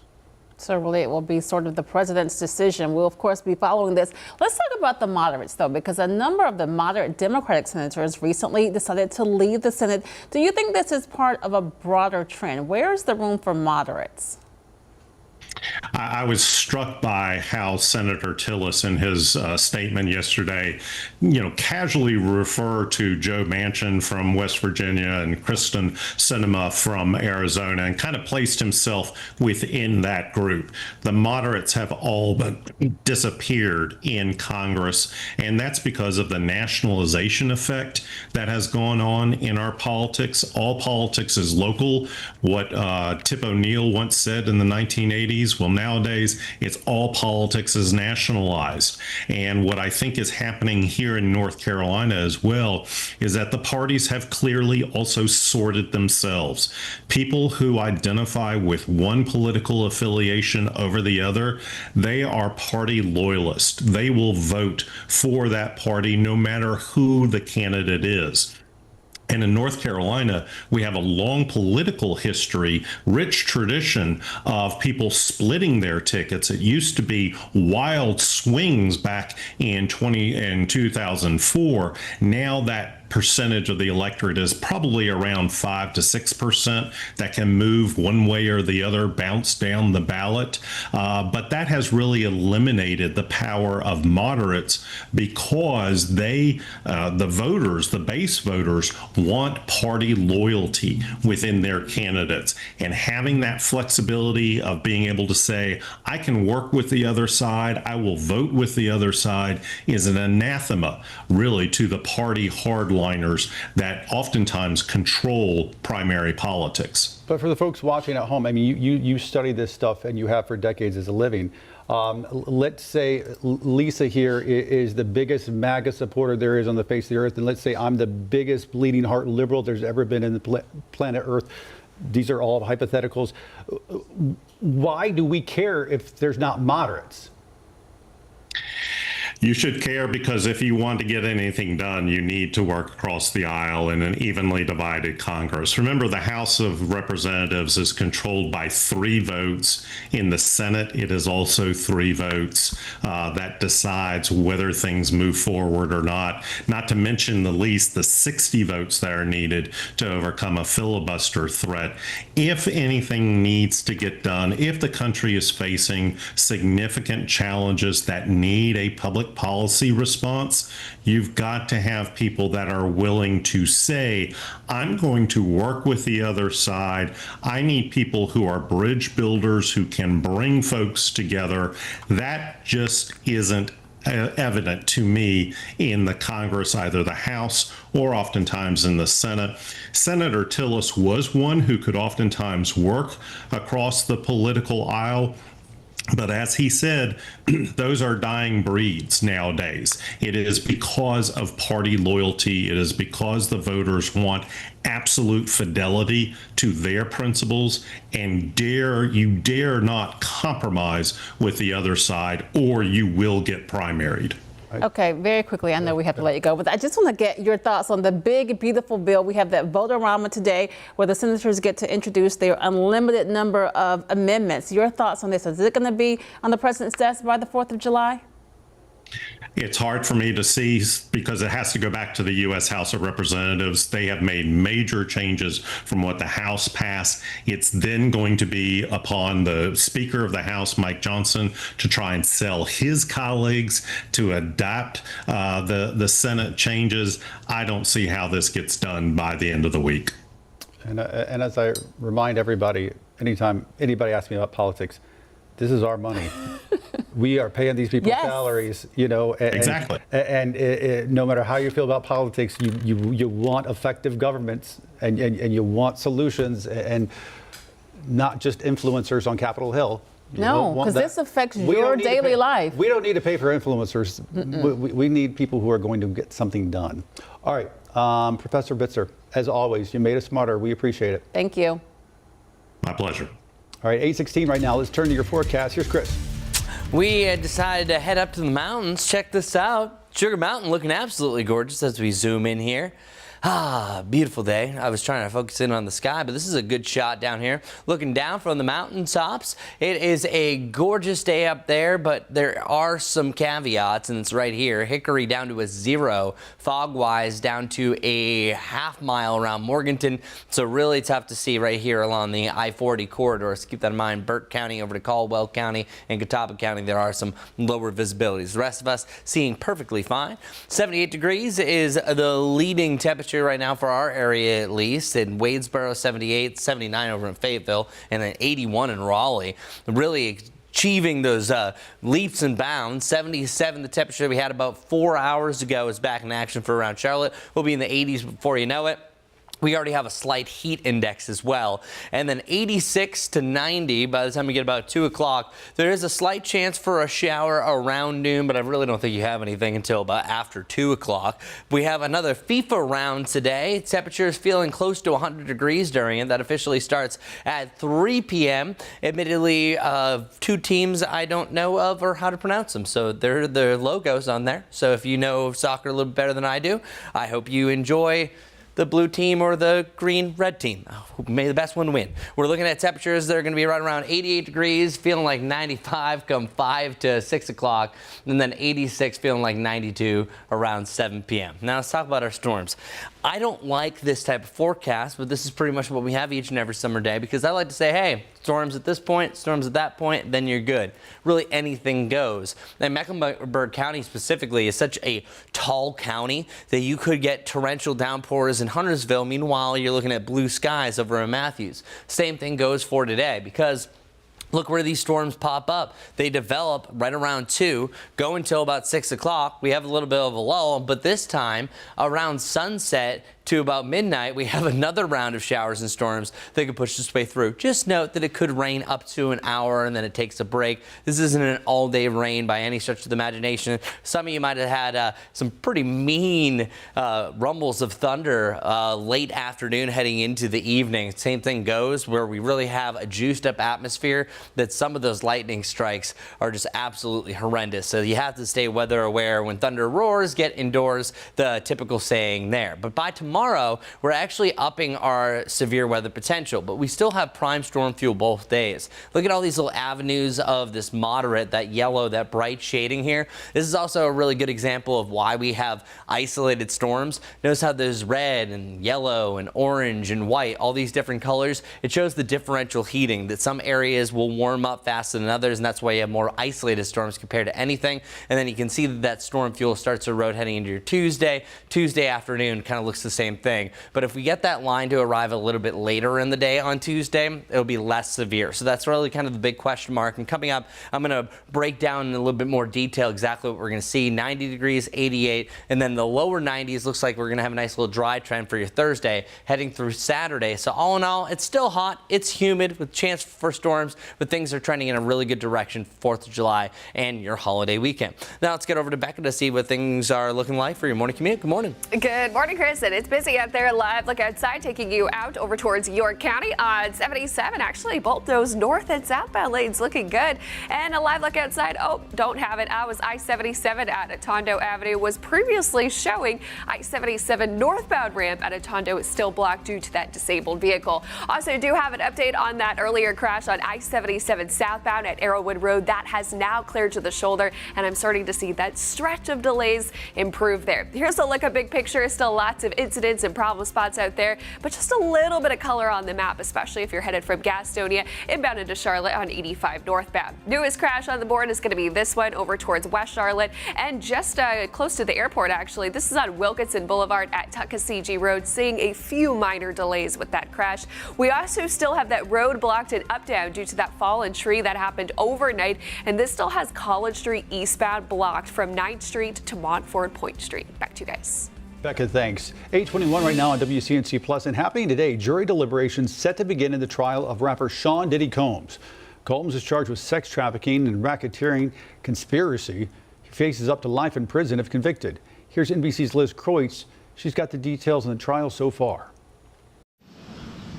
Following 7 weeks of dramatic testimony on Monday, the fate of hip-hop mogul Sean Diddy Combs will officially be in the hands of a jury. A group of 8 men and 4 women will begin deliberating in New York federal court to determine whether Combs is guilty of 5 felony charges: 2 counts of transportation to engage in prostitution, 2 counts of sex trafficking, and 1 count of racketeering. The Grammy Award winner has pled not guilty, his defense team making their closing arguments Friday, telling the jury the claims against Combs are badly exaggerated and part of his swingers lifestyle. He may have done bad things, the defense argued, but he didn't do these federal crimes. But prosecutors alleging the singer, who didn't testify, ran a criminal enterprise and that Combs used power, violence, and fear to get what he wanted. The prosecution calling 34 witnesses, including his longtime ex-girlfriend, Cassie Ventura. Prosecutors playing jurors this 2016 security video showing Combs beating Ventura at a Los Angeles hotel, saying Combs physically abused and sex trafficked her and another woman, forcing them to participate in sexual encounters Combs called freak-offs. But Combs' lawyer telling the jury there's no evidence to support those claims and that if he was charged with domestic violence, he would have pled guilty. On Monday, the judge will give jurors instructions before deliberating behind closed doors. They need to reach a unanimous agreement on each count, with Combs facing the possibility of 15 years to life in prison if convicted. Liz Kreutz, NBC News. An investigation underway this morning after 2 firefighters were shot and killed while responding to a brush fire in Idaho. It happened in Coeur d'Alene near the Washington state line. According to investigators, the suspect allegedly set the brush fire to then lure in those crews and shot them from a nearby trail. That suspect was later found dead with a gun nearby. Authorities say it's obvious they were ambushed. A 3rd firefighter also injured in the shooting. He's in critical condition but remains stable this morning. Now to some good news ahead of the busy 4th of July travel weekend. Crude oil prices are continuing to fall this morning, which means gas prices are also down. Experts believe prices could drop as much as 15 cents per gallon. According to AAA, the average price for a gallon of regular gas in North Carolina is $2.92 a gallon. In South Carolina, it's $2.86. Both are lower than the national average of $3.18. Some good news if you're driving for the holiday weekend. Interstate 40 between North Carolina and Tennessee is back open this morning. The road reopened ahead of schedule after a rock slide shut it down earlier this month. 1 lane is open in each direction, but DOT crews still ask you to take it slow and pay attention since workers are still there in the area. Hi, this is Larry Sprinkle. Time for Monday Trivia, and today's trivia is all about the English language. Very interesting. There's only 1 word in the English language that has 3 consecutive double letters. We're talking about double O, double K, and double E. And that 1 word in the English language is bookkeeper. Bookkeeper.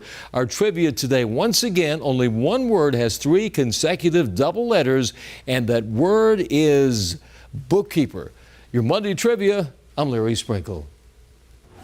All right, Larry, thanks so much. We're going to take a quick break, but make sure you keep it right here on WCNC Plus. We'll be back with a look at the day's top headlines at 8:30.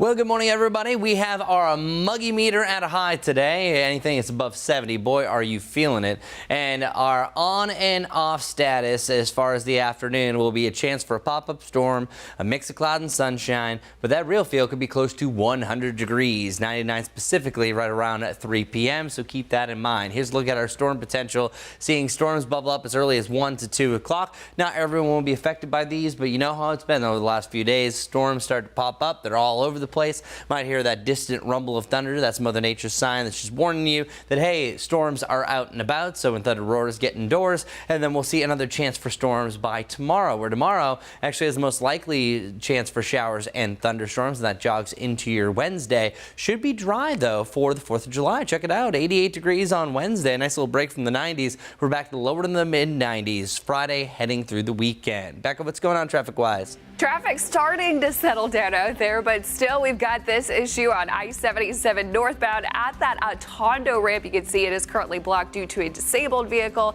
and there are some crews on the scene there helping that driver out there. Also do want to let you know that this crash cleared. This was on I-77 southbound at Arrowwood Road, so you do not have to worry about that for your morning commute, but you will have to worry about this. This is a traffic signal failure happening in North Charlotte, north of I-45, and this is on Old Statesville Road at Hendrick Way. So just treat that as a four-way stop there, as I am starting to see some minor delays. Big picture, still lots of red on 77, basically from South Charlotte uptown.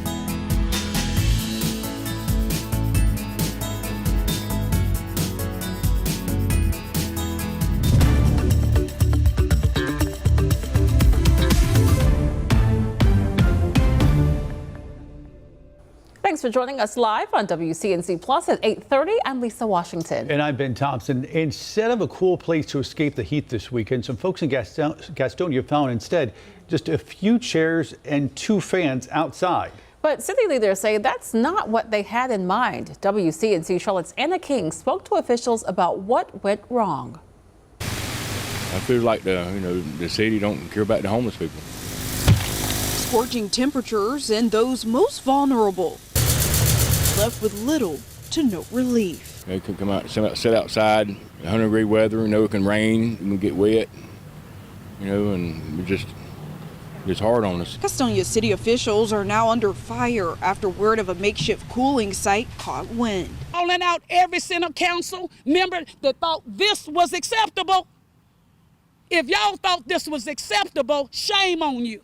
Because it's not. The setup sits outside the Salvation Army building, which had previously served as a cooling center. But today, just a few chairs and 2 fans, blowing what the homeless say is hot air. If this is planning, whoever the planner is, need to be fired. Councilwoman Littlejohn was the first to sound the alarm, and tonight she says better planning should have been in place. We knew in the winter that summer was coming, okay? So proper planning should be in place. The decision that was made that this was acceptable Let me tell you this, it's disgusting, it's disrespectful. The mayor says after recently ensuring the Salvation Army building was up to code, they hope to have the building ready for use Monday morning. In Gastonia, Anna King, WCNC Charlotte.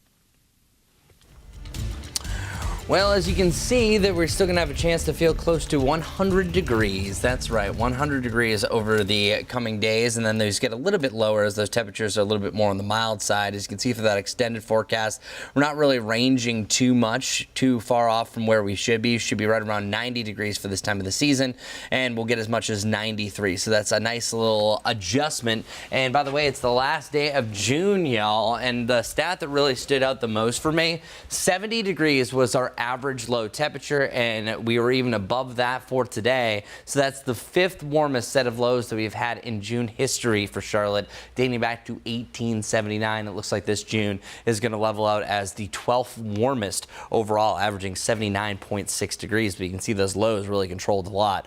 The big story across the country is going to be whatever this cold front is going to do. Oftentimes the prefrontal boundary, whatever's ahead of the front, that's going to cause the most damage as far as severe weather goes. This front is going to have a history because, one, we're going to see it here close to home a little bit later on, but two, it also is going to stall out over the Gulf, over Florida, and the low that's attached to it could be our 3rd named storm of the Atlantic tropical season. We'll get to that in a sec. Our 77 degree point actually feels more like 79 right now. Those dew points still rocking the lower 70s. And where we've been, we have actually seen these a little bit higher compared to where we were just 24 hours ago. And we're even looking at that near miserable tropical air the further east that you go. So I think we're going to have a serious heat index getting up to about that 99 to 101 point a little bit later on this afternoon, even with temperatures just in the lower 90s. So it all depends. I have 99 degrees by 3 p.m. But again, I would not be surprised if some of us are popping into the triple digits today. And also, again, for tomorrow, even though we're a little bit on the cooler side, then we don't have to worry about it on Wednesday. And then we're certainly going to have a much better forecast as we're inserting some of that drier air. So our afternoon forecast, things are looking okay initially, but then I think the storms are really becoming a lot more prevalent by about the mid-afternoon. I think it's after 1 to 2 o'clock. We know this time frame, you're going to have 1 or 2 storms here on the map. So not really busy at this point. But then once you get a little bit later on in the afternoon, it becomes much busier, and I think it's especially after the sun sets we have another round of storms that roll through. But any outside chance for a stronger thunderstorm especially is going to be here, I would say, between about 2 and 6 o'clock. Our rainfall chances after today, 60%. That's a likelihood that we'll have storms for tomorrow. There's still just a lot of uncertainty where that line of storms is going to set up. It's either going to be more of an afternoon to evening event or an evening to overnight event. Right now it's trending a little bit more towards the afternoon, and then Wednesday we're just looking at a front to pass. So right now here on the satellite and radar, not much going on, a little bit of disturbance off towards the east, but tomorrow, check it out. This is a good possibility that we might even have severe thunderstorms starting to form right along this line. That's 3 o'clock, but then there's still a lot of uncertainty where the main axis is going to be, when it's going to pass the Charlotte area. Right now it looks like most of the day is going to be on the drier end for your Charlotte, but then heading the evening might be a time that we have to be weather alert, weather aware, but still a lot of question marks at what exactly it's going to do. If it does form a line like this, we'll have a decent shot at some severe thunderstorms. Right now it's just a chance for stronger thunderstorms, but the chance for severe is starting to be on the up and up. So our 7-day forecast, seeing a range of 88 to 93 degrees. Thursday and Friday should feel a little bit drier. Also Thursday and Friday right now trending to be storm free. That's a nice little change. And then by the end of the weekend, I think our isolated pop-up shower and thunderstorm chance, aka the usual summertime pattern, returns. So we definitely have some good behind that front. Just have to get through several rounds of storms in the meantime. Let's head over to Becca Birdsall to see how our morning commute is looking.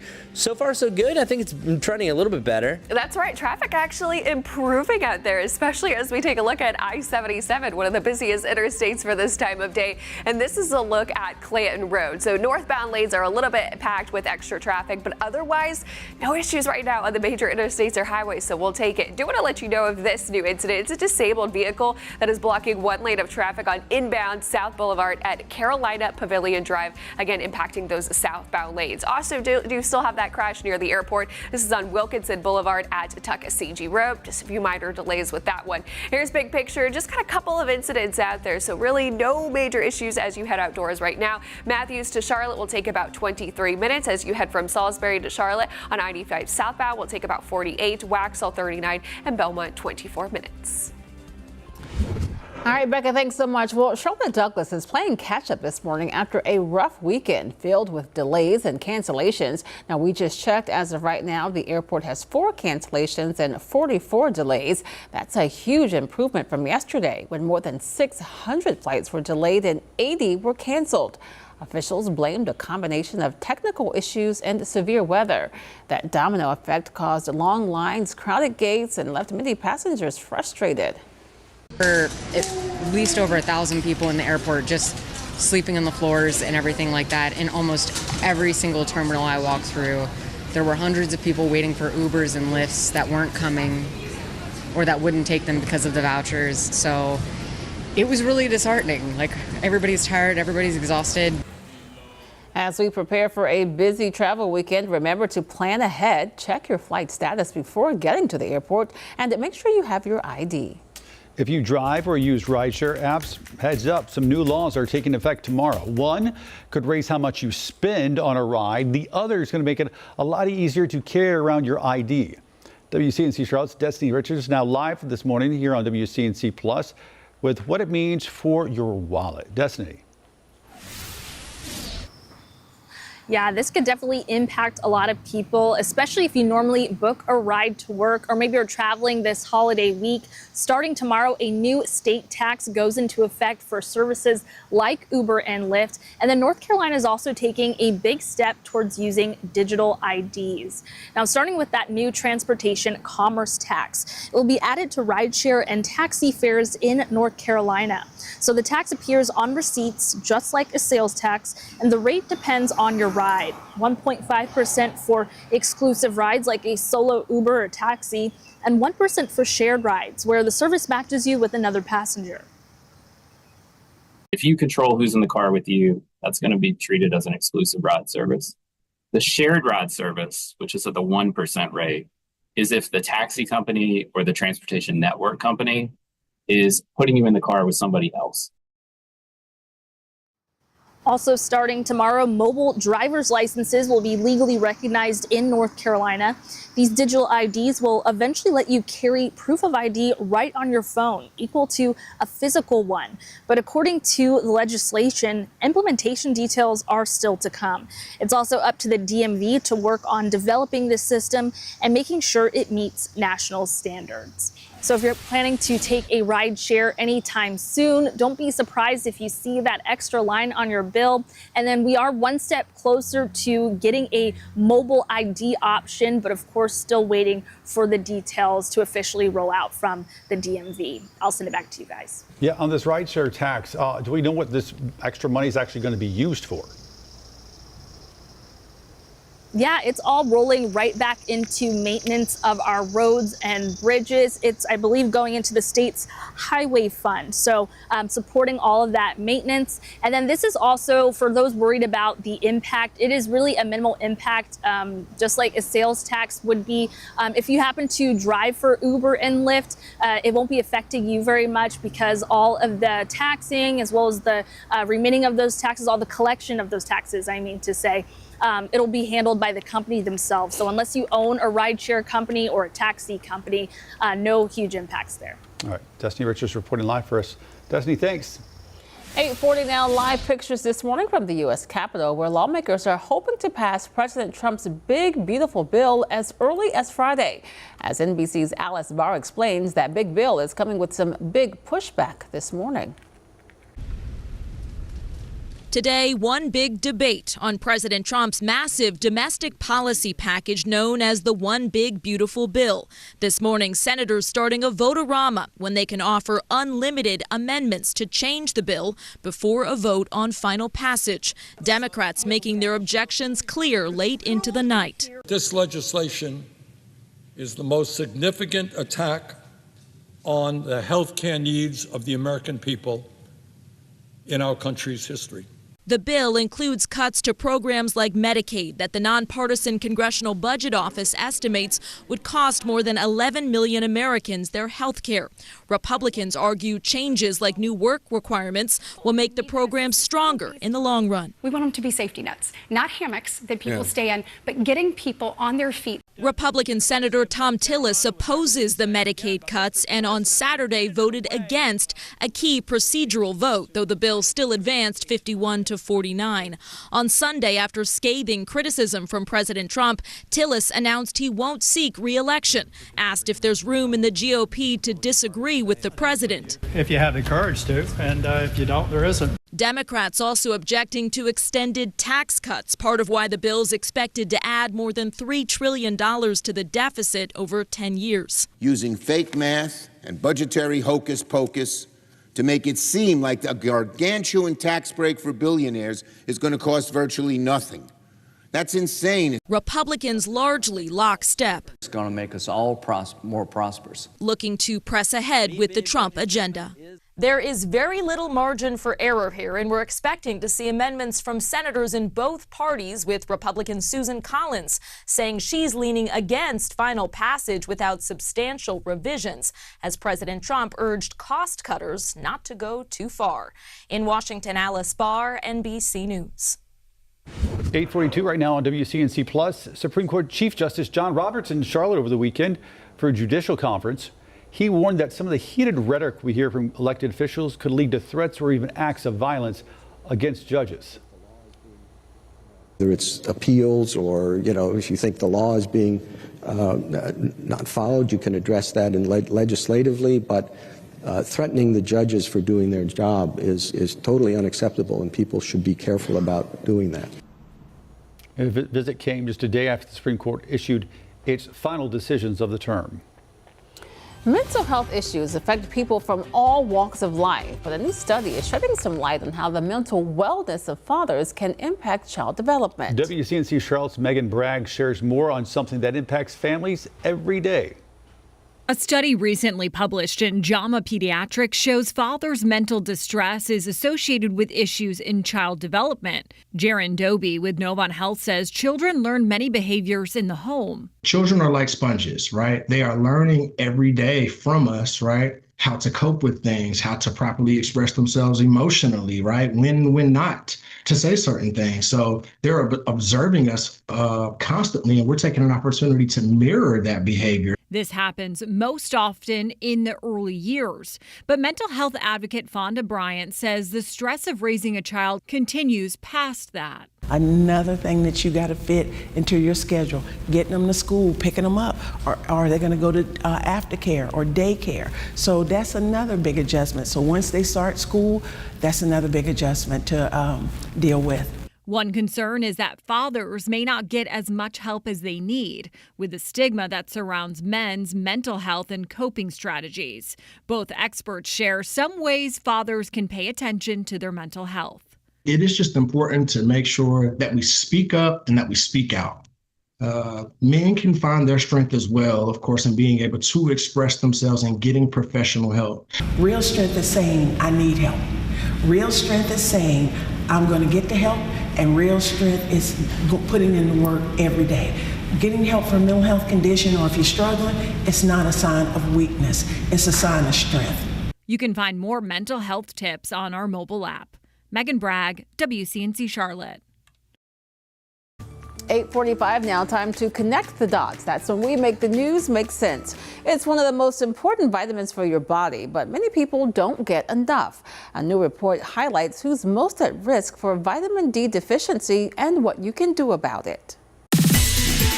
Vitamin D helps keep your bones, muscles, and immune system strong, but nearly 1 in 4 Americans aren't getting enough. Let's connect the dots. A national study shows 22% of Americans have a vitamin D deficiency. That number is higher in women, young adults, people of color, and during winter months. Vitamin D comes from sunlight, food, and supplements, but it's hard to get enough through diet alone. That's why getting outside or using supplements when needed is important. Your daily vitamin D needs vary by age. Most adults should aim for 15 micrograms or 600 IUs per day. Signs of deficiency include fatigue, mood changes, frequent infections, or slow healing. If you notice symptoms, a simple blood test can check your levels. Experts say limited sun exposure, sunscreen use, and certain health conditions can raise your risk, and darker skin makes it harder for the body to absorb vitamin D from sunlight. Bottom line, if you're feeling off, ask your doctor whether vitamin D could be the missing piece. And that's connecting the dots.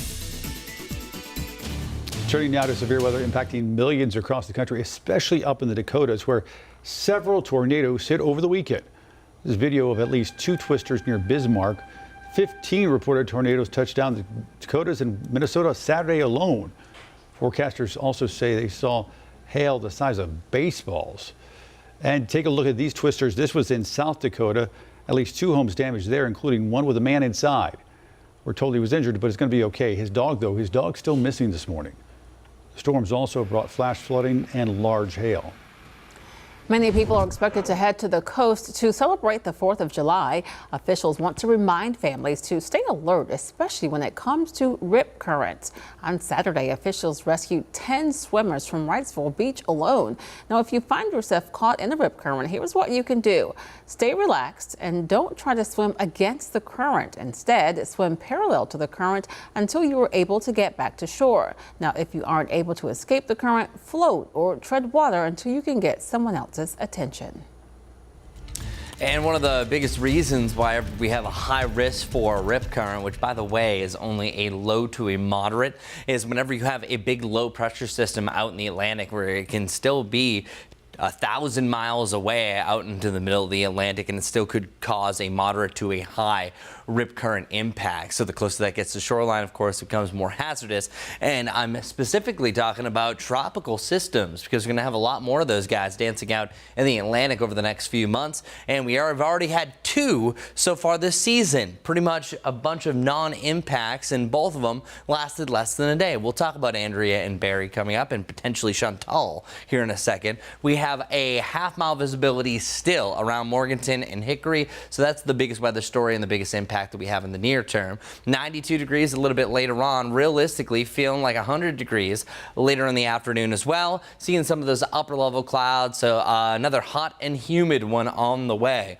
Our best rain chances really your Tuesday heading into Wednesday. 60 degrees to 40 degrees and 40%, excuse me, I went degrees on you. Wouldn't that be crazy? We had 60 to 40% chance for rain, so really becoming likely by the late day on Tuesday. That's the best chance for severe storms as well. But he got a goose egg. That's what I'm talking about for your Friday. So right now, 4th of July is the only day that it doesn't look like you have a chance for a pop-up shower or thunderstorm. Today, you absolutely have a chance for pop-up showers and thunderstorms. It just depends where you are. And that's what's kind of maddening about this forecast, that Mecklenburg County alone, that you could have a torrential downpour for an hour around Huntersville, but then meanwhile, slide over to Concord, you don't have anything, and then down in Matthews, you get pelted by a storm for an hour as well. So these are very isolated. They become a little bit more scattered by this afternoon, but between 2 and 6, and then between about 8 and midnight, that's the best chance that we have at least an isolated to a scattered environment storm. So it's a wide open window that storms are going to be here and there. So you just got to plan accordingly.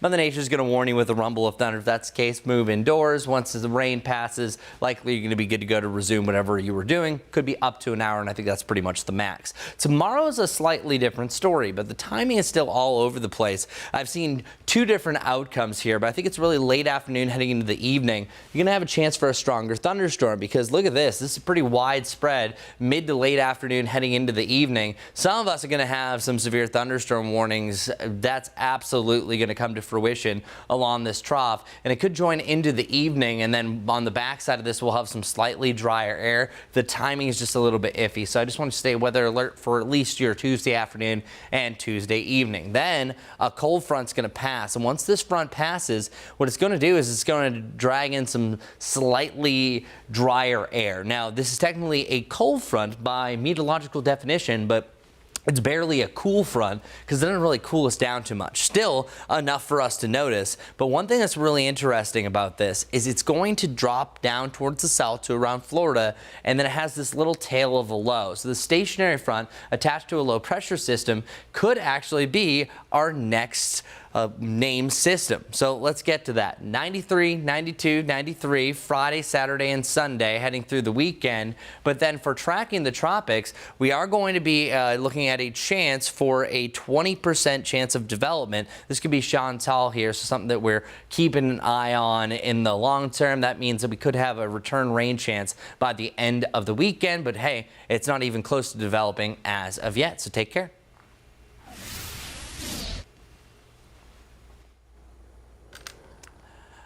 All right, Chris, thanks so much for that report. Right now, we're going to go to some live pictures. This is in California, where we're told there's a brush fire happening here.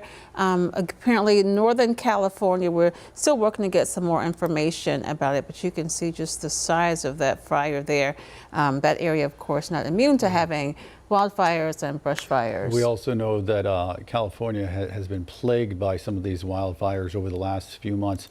In really all parts of the state. It was just about 6 months ago in January that Southern California, the area around LA, had seen historic fires unlike they had ever seen in their past. So certainly not a new thing for the folks in California. We'll continue to monitor the situation there in the northern part of the state and keep you updated. For now, 8:52 right now on WCNC Plus. Let's turn back to your morning commute with Becca.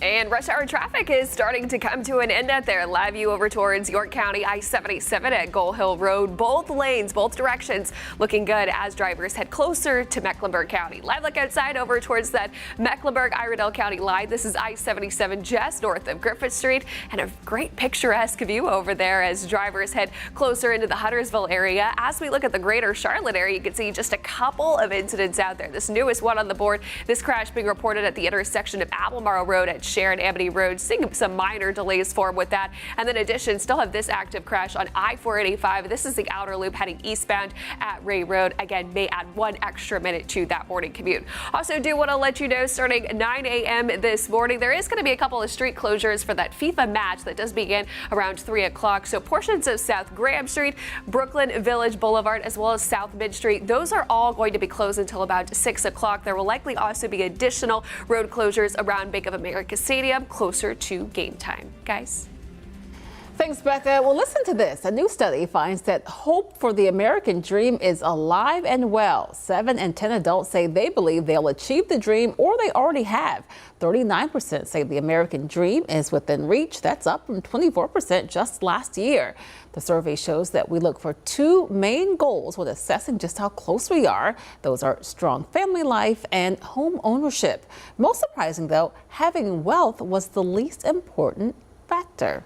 It's always a great reminder to myself and anybody else to think about it. People struggle right now. Homes are not affordable. Right. Inflation is bad.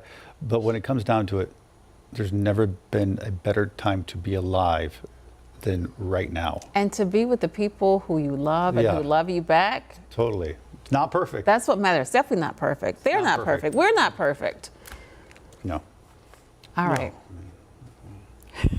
Well, we're going to take a quick break, but don't you go anywhere. Stay right here, WCNC Plus. In fact, just keep it on all day because there's lots more to come, and we are here all day streaming for you.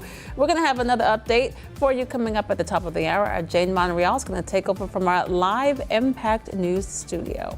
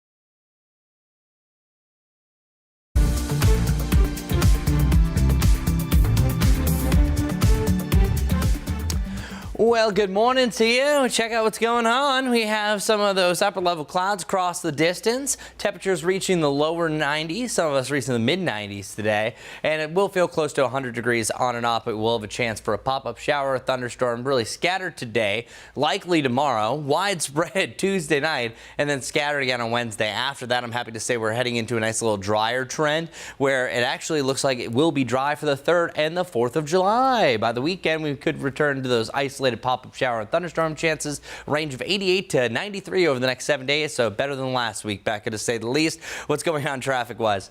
Chris, still have this problem spot over towards I-77 northbound. That's the ramp to get onto Atondo Avenue. We've been talking about that disabled vehicle probably for about an hour now. And good news is the tow truck has showed up. But again, this is blocking that ramp lane. Drivers are able to get around it, but do just keep that in mind. Only got a couple of incidents out there. Do want to let you know of this new crash on the board. This is over towards East Charlotte, impacting Albemarle Road at Parkton Road. Drive safe, y'all.